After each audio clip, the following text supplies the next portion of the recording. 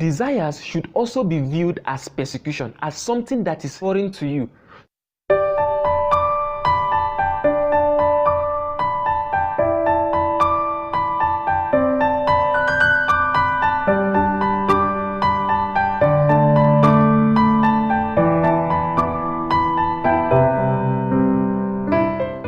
Welcome back, still dealing with temptation. Now look at Matthew chapter 6 verse 13.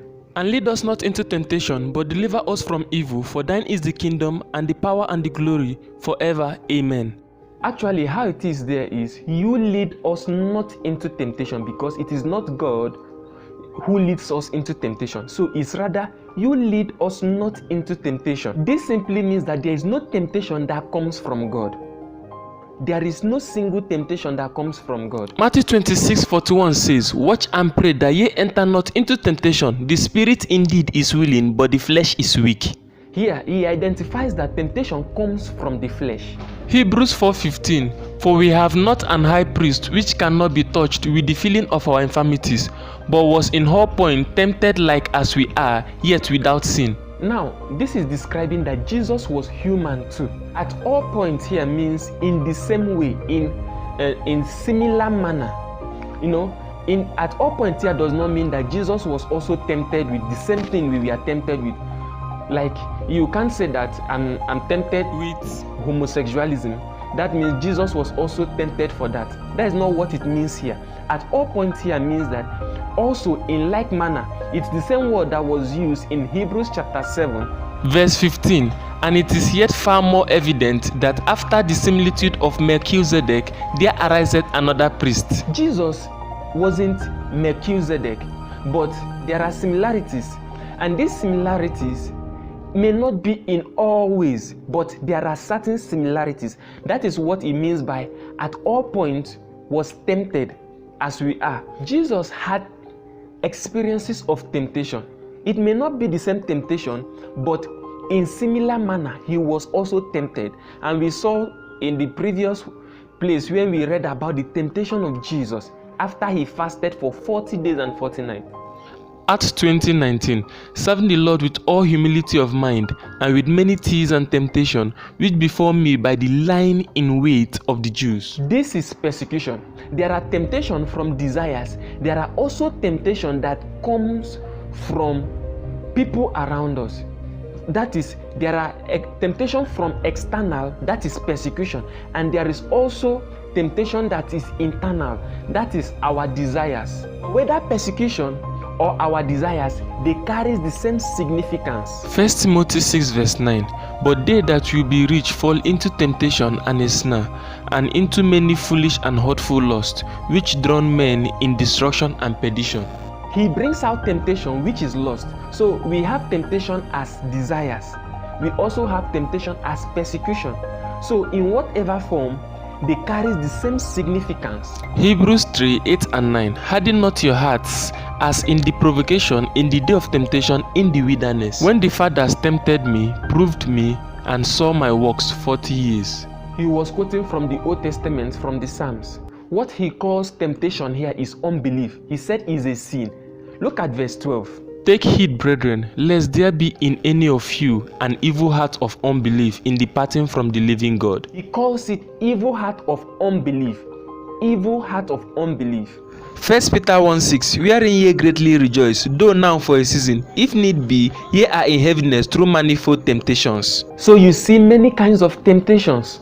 Also considering 1 Peter chapter 4 verse 12-15, beloved, think it not strange concerning the fiery trial, which is to try you, as though some strange things happened unto you. But rejoice, inasmuch as ye are partakers of Christ's suffering, that when the glory shall be revealed, ye might be glad also with exceeding joy. If ye be reproached for the name of Christ, happy are ye, for the Spirit of glory and of God rested upon you. On their part the evil is spoken of, but on your part he is glorified. But let none of you suffer as a murderer, or as a thief, or as an evildoer, or as a busybody in other men's matters.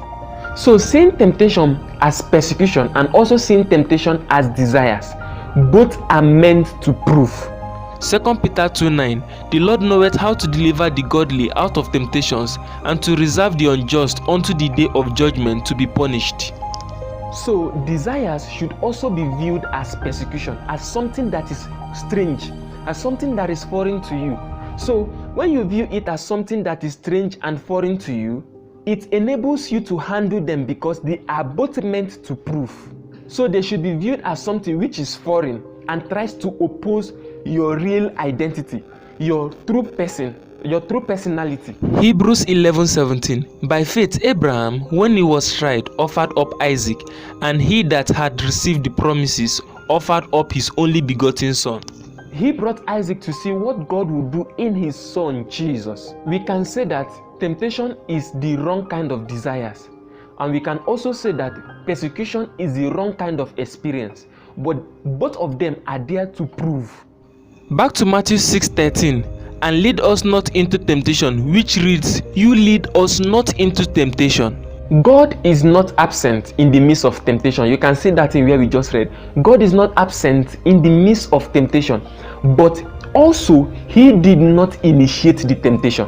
He did not initiate. All he's there to do is to create a way of escape for you. James 1:13, let no man say when he is tempted, I am tempted of God, for God cannot be tempted with evil, neither tempted he any man. He can't be tempted with evil, neither tempt anyone.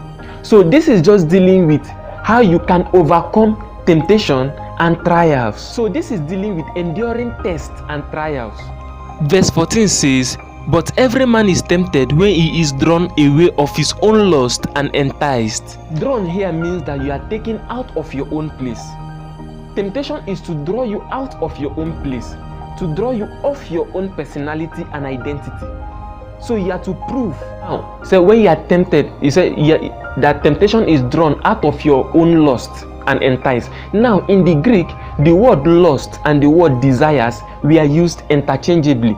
So sometimes you see the word lust, what it means is desires. When you see the word desires, sometimes it means lust, as was used in the Greek. Example is Jesus in Luke 22:15, and he said unto them, with desire I have desired to eat this Passover with you before I suffer. That is the word epitomia in the Greek.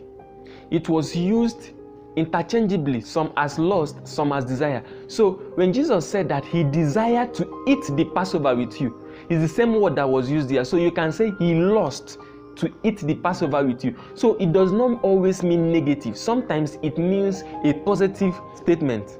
The term is used for a fixed desire. The term entice in the Greek means deliozo. It means to entrap. Now, you cannot entice yourself. It means that it is external, something foreign coming to entice you.